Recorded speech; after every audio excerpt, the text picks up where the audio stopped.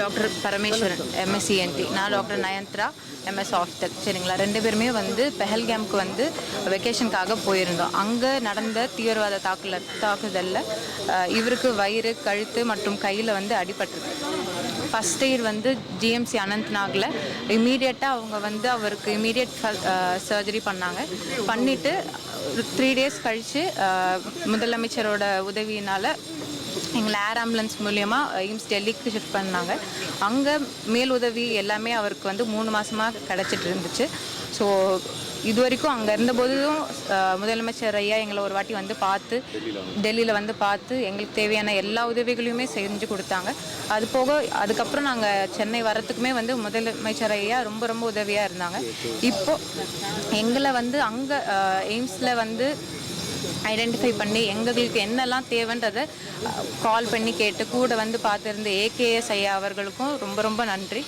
இதுக்கப்புறம் அவருக்கு எலும்பு முறிவு இருக்குது. அது போக நரம்பும் பாதிக்கப்பட்டிருக்கு. ஸோ இதுக்கு ஃபர்தராக வந்து ஆப்ரேஷன் தேவைப்படுது.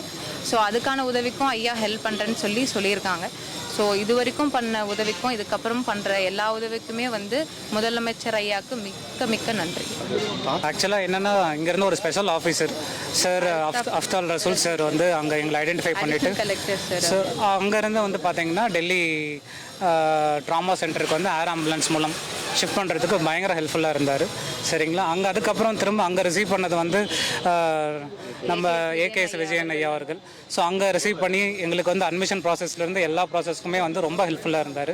அது மட்டும் இல்லை, என்னோடய ஃபேமிலி மெம்பர்ஸ், என்னோடய அப்பா, மனைவி அவங்களாம் தங்குற இடத்தையும் உறுதி செஞ்சு அவங்களுக்கு தேவையான எல்லாத்தையுமே வந்து ஹெல்ப்ஃபுல்லாக வந்து தமிழ்நாட்டு அரசின் வழிகாட்டுதல் படி பயங்கர ஹெல்ப்ஃபுல்லாக இருந்தாங்க. இதுக்கிடையில் வந்து நம்ம முதலமைச்சர் ஐயா அவர்கள் வந்து நலம் விசாரித்து மற்றும் என்னென்ன குறைகள் இருக்குது எல்லாத்தையும் கேட்டறிந்து எல்லாத்தையும் நிவர்த்தி செஞ்சாங்க. இதுக்கு மேலும் உள்ள எலும்பு மூட்டு அறுவை சிகிச்சைக்கும் வந்து ஹெல்ப் பண்ணுறேன்னு சொல்லி உறுதியளிச்சிருக்காரு. அவருக்கு நாங்கள் ரொம்ப நன்றி கடன் பட்டிருக்கிறோம்.